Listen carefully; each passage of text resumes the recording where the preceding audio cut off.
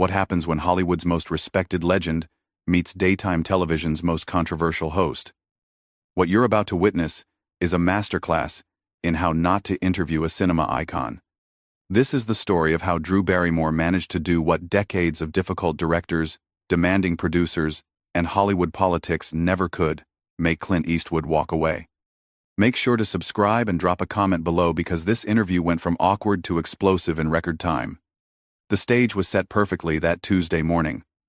The Drew Barrymore Show had been promoting this interview for weeks. Clint Eastwood, the man who rarely did television interviews anymore, had agreed to appear to discuss his latest directorial project. The producers were thrilled, the audience was buzzing with anticipation, and Drew seemed unusually energetic as she prepared for what should have been the interview of the season. As the cameras rolled and the familiar theme music played, Drew bounded onto the stage with her characteristic enthusiasm. The audience applauded as she took her seat, but there was something different about her energy today. She seemed almost manic, her movements more exaggerated than usual, her smile a bit too wide. "Ladies and gentlemen," she announced to the crowd, "please welcome the one and only Clint Eastwood." The legend himself walked out slowly, methodically, with that iconic measured gait that had carried him through hundreds of films. At 94, he still commanded respect just by entering a room. He wore a simple gray suit, perfectly tailored, and his eyes, those piercing blue eyes that had stared down countless on-screen villains, surveyed the studio with quiet assessment. The audience erupted in applause, genuinely excited to see the Hollywood icon. Clint nodded politely, raised his hand in a small wave, and took his seat across from Drew. The contrast between them was immediately striking, her bouncing energy against his calm, controlled presence. "Mr. Eastwood," Drew began, leaning forward with an intensity that seemed to catch even the seasoned actor off guard. "I have to say, I am just so thrilled to have you here. I mean, you are literally a living legend." Clint nodded slightly. "Well, thank you for having me, Drew." "Oh, please, call me Drew, or better yet, call me your biggest fan," she said with a laugh that seemed to go on a beat too long. "I have to tell you, I have watched every single one of your movies. Every single one. Even the really early ones where you were just, finding your voice." There was something in the way she said, "finding your voice," that carried a subtle condescension, as if she were talking about a child learning to speak rather than discussing the early career of one of cinema's greatest talents. Clint's expression remained neutral, but those who knew him well would have recognized the slight tightening around his eyes. "Well, we all start somewhere." "Exactly," Drew exclaimed, clapping her hands together. "And that's what I love about your story. You went from being this cowboy actor in spaghetti westerns, which, let's be honest, weren't exactly Oscar material back then, to becoming this serious director. It's like you completely reinvented yourself." The words hung in the air for a moment. The audience sensed something shifting, though they couldn't quite put their finger on what. Clint sat back slightly in his chair, his posture still relaxed, but somehow more distant. "I wouldn't say I reinvented myself," he replied carefully. "I think I just explored different aspects of storytelling. The westerns taught me a lot about character, about saying more with less." Right, Drew nodded enthusiastically, but it was clear she wasn't really listening to his answer. "But you have to admit, those early movies were pretty formulaic. I mean, the strong silent type, the squinting, the whole man with no name thing. It was kind of a gimmick, wasn't it?" A hush fell over the studio audience. Even the camera operators seemed to lean in closer, sensing that something significant was happening. This wasn't the usual softball interview that guests expected on daytime television. Clint's jaw tightened almost imperceptibly. When he spoke, his voice remained level, but there was steel underneath. "I never considered my work a gimmick. Those films were about exploring themes of justice, morality, survival. They resonated with audiences because they said something meaningful about the human condition." "Oh, absolutely," Drew said, though her tone suggested she didn't think they were meaningful at all. "I didn't mean to imply they weren't important for their time. But you have to see how they look now, right? I mean, all that toxic masculinity, the violence, the way women were portrayed. It's pretty problematic when you watch them today." The temperature in the room seemed to drop several degrees. Clint's famous composure was being tested in a way that few had ever dared attempt. He leaned forward slightly, his eyes focusing intently on his host. Problematic, he repeated, the word carrying weight. That's an interesting choice of words. Well, you know what I mean, Drew continued, seemingly oblivious to the dangerous ground she was treading. The whole strong, silent macho man thing, it's so outdated. Women today want sensitivity, vulnerability. They want men who cry, who share their feelings, who aren't afraid to show weakness. And you think strength and sensitivity are mutually exclusive? Clint asked, his voice quiet, but carrying an edge that made several audience members shift uncomfortably in their seats. No, of course not. Drew backpedaled slightly, but then pushed forward again. I just think your characters were very one-dimensional. Very much products of their time. Thank goodness we've evolved past that, right? I mean, my generation of actors, we're not afraid to be vulnerable, to show real emotion. The implication hung heavy in the air. She had just suggested that one of the most respected actors and directors in Hollywood history was incapable of real emotion, that his decades of work were somehow inferior to the performances of her generation. Clint sat silently for a long moment, his piercing gaze fixed on Drew. The studio was so quiet you could hear the hum of the cameras. When he finally spoke, his voice was measured but carried unmistakable authority. "Miss Barrymore," he said, and the formal address immediately signaled a shift in the dynamic. "I've been making movies since before you were born. I've worked with some of the greatest actors, directors, and writers in the history of cinema. Each role I took, each film I directed, was a deliberate choice to explore something about the human experience." Drew's smile faltered slightly, but she pressed on with characteristic persistence. "Of course. And I respect that. But you have to admit that your view of masculinity is pretty old-fashioned. I mean, when was the last time you cried in a movie? When did you ever play a character who wasn't in complete control? You think being in control means you can't feel deeply?" Clint asked. "You think strength means absence of emotion rather than the discipline to channel it purposefully?" The question caught Drew off guard.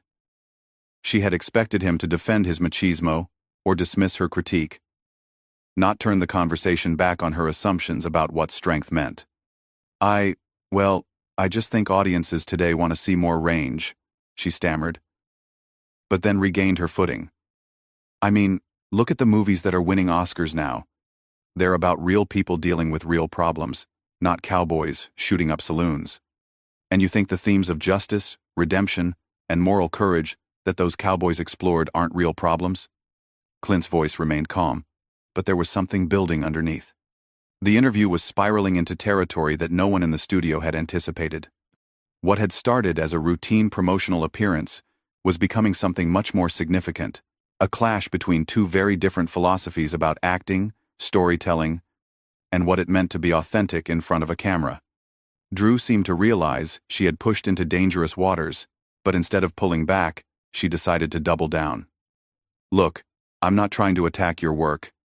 I'm just saying that maybe it's time to acknowledge that some of those old movies haven't aged well. The violence, the way they glorified guns, the treatment of women and minorities.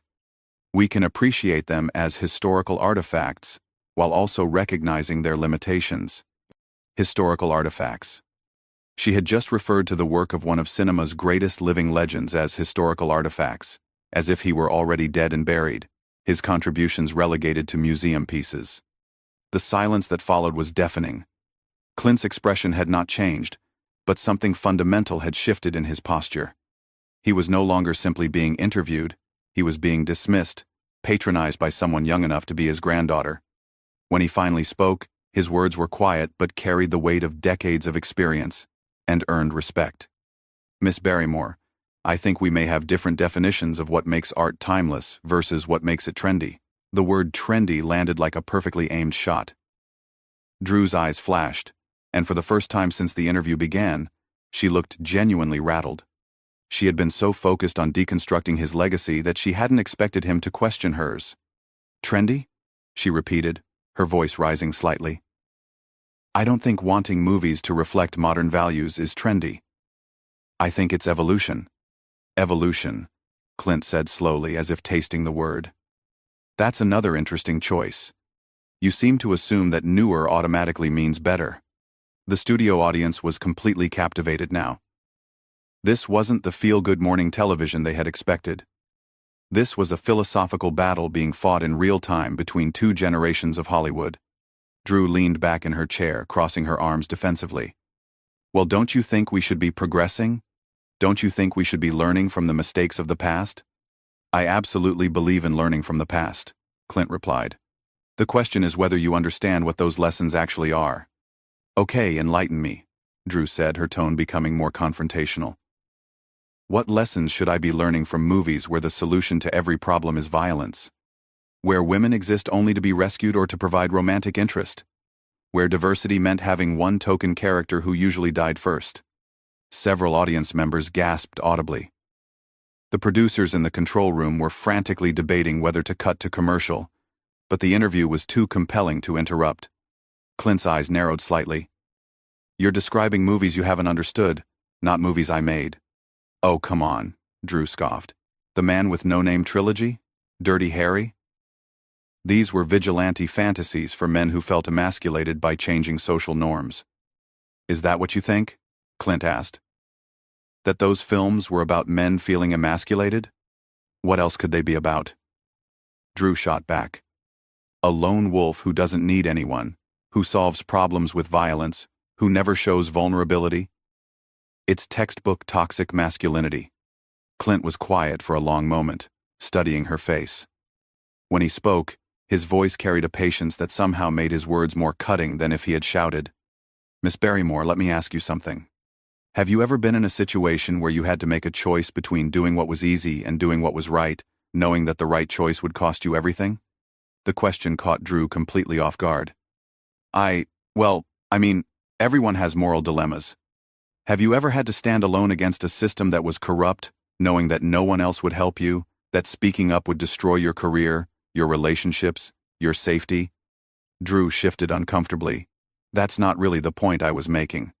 It's exactly the point you were making, Clint said firmly. You're dismissing stories about moral courage as toxic masculinity because you've never had to exhibit that kind of courage yourself. The words hit like a physical blow. Several audience members audibly gasped. Drew's mouth opened and closed, but no words came out for several seconds.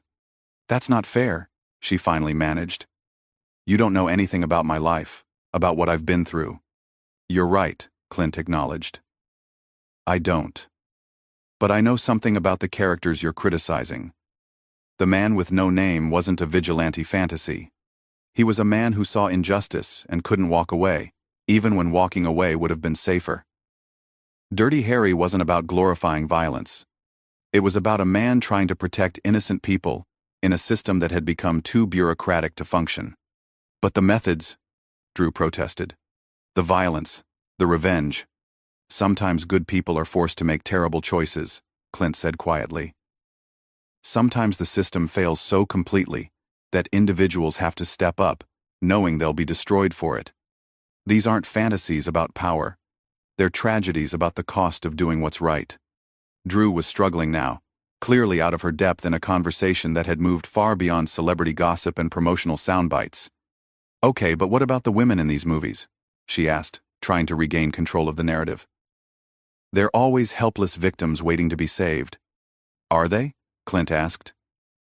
Or are you only seeing what you expect to see? Oh, please, Drew said, rolling her eyes. Name one strong female character from your westerns who wasn't either a victim or a love interest. Claudia Cardinal in Once Upon a Time in the West. She's the driving force of the entire story. Everything that happens because of her strength and determination. The men are just tools she uses to achieve her goals. Drew looked blank for a moment. It was clear she hadn't actually watched the movie carefully, if at all. Okay, one example, she said dismissively. What about Dirty Harry? What strong women were in that? The movie wasn't about strong women, Clint said patiently. It was about a specific man dealing with a specific problem. Not every story has to be about everything. Sometimes focused storytelling is more powerful than trying to check every demographic box. But representation matters, Drew insisted. Movies shape how we see the world. If you're only showing strong white men solving problems, you're sending a message about who matters in society. And if you're only making movies to send messages, you're making propaganda, not art, Clint replied. Good stories emerge from truth, not from agenda. The audience was completely silent now, hanging on every word. This had become more than an interview. It was a masterclass in the fundamental disagreements dividing modern culture. Drew's face was flushed now, her earlier confidence completely shaken. So you don't think movies should reflect social progress? I think movies should reflect human truth, Clint said. And human truth is complicated. It doesn't fit neatly into the categories your generation seems to prefer. My generation, Drew repeated, her voice dripping with resentment. You keep saying that like it's an insult. It's not an insult, Clint said calmly. It's an observation. Your generation seems to believe that moral complexity is a bug, not a feature. You want clear heroes and villains, obvious lessons, simple solutions. You want art to validate your existing beliefs, rather than challenge them. And your generation wants to pretend that your beliefs are timeless truths, rather than the products of your specific cultural moment. Drew shot back, finally finding some fire. Perhaps, Clint acknowledged. But at least we understood that beliefs need to be tested against reality, not protected from it. Drew's eyes flashed with anger. Protected from reality? You think I don't understand reality? I think you understand a very narrow slice of reality, Clint said. The reality of someone who's been famous since childhood, who's been surrounded by people telling you how wonderful and insightful you are, who's never had to face real consequences for being wrong about something important. The studio fell completely silent. Even the camera operators had stopped moving. Drew's mouth fell open, and for a moment she looked less like a confident talk show host, and more like the child actor she had once been, receiving criticism she wasn't prepared to handle. You don't know me, she said, her voice shaking slightly with rage. You don't know what I've been through. What I've overcome. You're right, Clint said again.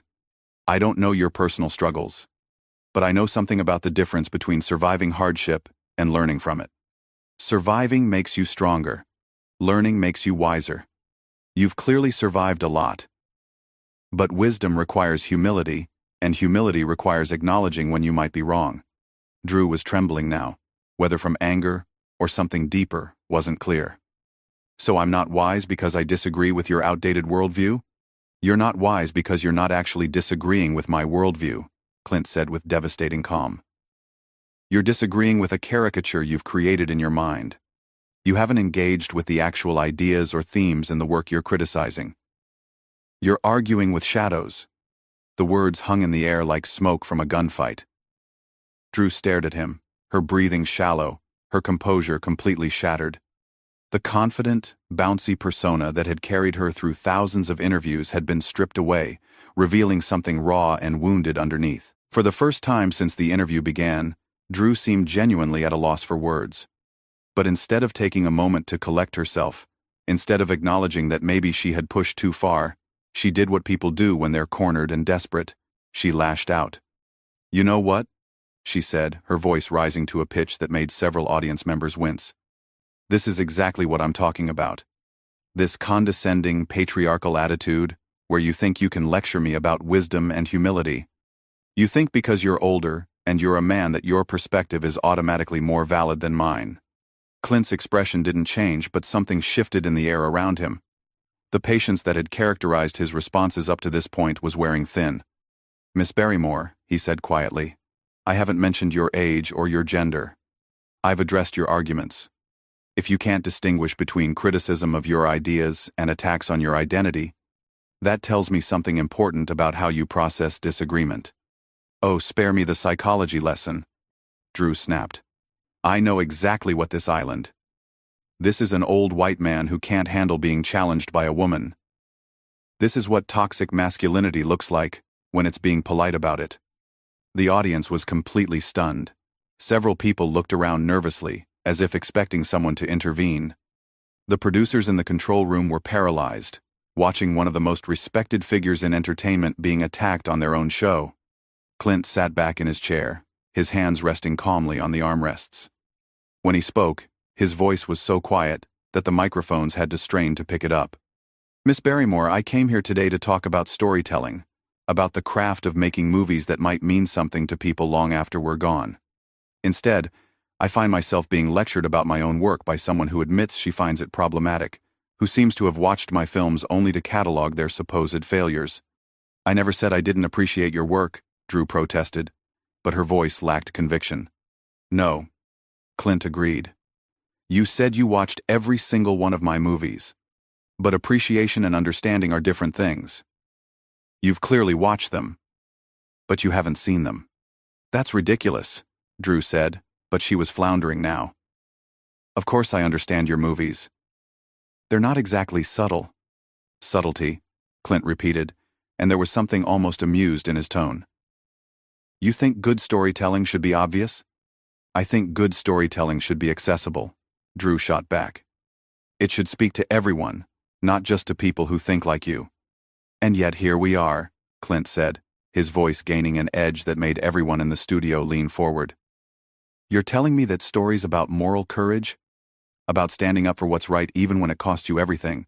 About protecting the innocent and fighting corruption? Those stories don't speak to everyone. You're telling me that these universal themes are somehow exclusive to people who think like me. Drew opened her mouth to respond, but Clint continued before she could speak. What you're really saying is that because these stories don't validate your particular political perspectives, because they don't follow the narrative templates that make you comfortable, they must be inferior. You're not arguing for better storytelling. You're arguing for storytelling that agrees with you. That's not what I'm saying at all, Drew protested, but her voice was shrill now. Then what are you saying? Clint asked, his tone sharpening. Because from where I'm sitting, it sounds like you invited me here not to discuss my work, but to prosecute it. It sounds like you decided before I walked through that door that my films were guilty of various crimes against your worldview, and this interview was going to be the trial. The accuracy of his assessment hung in the air like an accusation. Drew's face went through a series of expressions: anger, confusion, something that might have been shame. I was trying to have a serious conversation about how movies influence culture, she said weakly. No, Clint said, and there was finality in his voice. You were trying to use my presence here to signal your own moral superiority. You were trying to position yourself as the enlightened voice of progress by tearing down work that millions of people have found meaningful and important. That's not fair, Drew said, but even she seemed to know how hollow the protest sounded. Fair, Clint repeated, and he leaned forward slightly. You want to talk about fair? Is it fair to invite someone to your show and then spend the entire time explaining why their life's work is problematic? Is it fair to make assumptions about my character based on fictional characters I've played? Is it fair to dismiss decades of storytelling because it doesn't fit your current political framework? Drew was silent now, her earlier fire completely extinguished. She looked like she wanted to disappear into her chair. Miss Barrymore, Clint continued, his voice returning to its earlier calm but with steel underneath. I've been in this business for over 60 years. I've worked with actors and directors and writers from every background, every political perspective, every walk of life. I've told stories about redemption, about justice, about the cost of violence, about the complexity of human nature. And in all that time, I've never had anyone question whether those themes were worthy of exploration. He paused, letting the words sink in.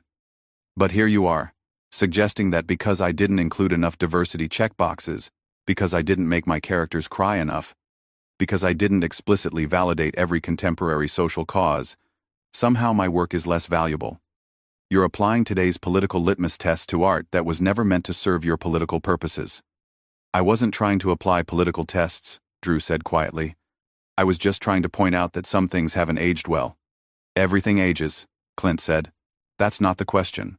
The question is whether something was true when it was made, whether it captured something honest about human experience. If it did, then it remains valuable, regardless of whether it fits current fashion. He stood up slowly, his movement deliberate and unmistakable. The audience realized what was happening before Drew did. Mr. Eastwood, she said, panic creeping into her voice. Where are you going? I'm leaving, he said simply, beginning to remove his microphone. I came here in good faith to discuss my work. Instead, I find myself being lectured by someone who seems to think that moral complexity is a flaw to be corrected rather than a truth to be explored. Please don't go, Drew said, standing up as well. I didn't mean to offend you. I was just trying to have a dialogue. A dialogue requires two people listening to each other, Clint said, handing his microphone to a stunned production assistant. You've spent this entire interview telling me what my own movies mean, what my own intentions were, what my own characters represent. That's not dialogue. That's a lecture disguised as conversation. The studio was dead silent except for the mechanical hum of the cameras, which were still rolling, capturing every second of this unprecedented moment. I've sat through interviews with hostile journalists, with critics who genuinely disliked my work, with people who had serious philosophical disagreements with the themes I explore, Clint said, his voice carrying to every corner of the studio despite the lack of amplification.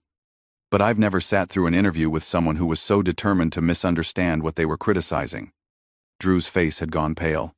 I wasn't misunderstanding anything. I was offering a different perspective. No, Clint said, turning to face her one last time. You were offering a caricature. You were attacking ideas I never expressed, defending positions I never challenged, solving problems that exist only in your imagination. He looked out at the audience, who were watching this unfold with a mixture of fascination and horror. Art isn't supposed to make you comfortable, he said, addressing them directly. It's supposed to make you think, to feel, to question. If you only engage with art that confirms what you already believe, you're not experiencing art. You're experiencing propaganda. With that, he turned and walked toward the exit, his steps measured and purposeful. Drew stood frozen behind him, her mouth opening and closing soundlessly. Mr. Eastwood, she called after him, her voice cracking slightly. I really didn't mean to upset you. He paused at the edge of the stage, not turning around. Miss Barrymore, he said, his voice carrying clearly through the silent studio. The problem isn't that you upset me. The problem is that you don't understand why you should be upset with yourself. And with that, Clint Eastwood walked off the Drew Barrymore Show, leaving behind a stunned audience, a shattered host, and a moment that would be talked about for years to come. The cameras kept rolling for several more seconds, capturing Drew standing alone on the stage, looking smaller and more lost than anyone had ever seen her look before. Finally, someone in the control room called for a commercial break, and the feed cut away. That's how you destroy someone's argument without raising your voice, without losing your temper, without resorting to personal attacks. That's how a true professional handles disrespect with dignity and strength. Make sure to subscribe for more incredible stories like this, and comment below, do you think Clint was right to walk off, or should he have stayed and tried to salvage the interview?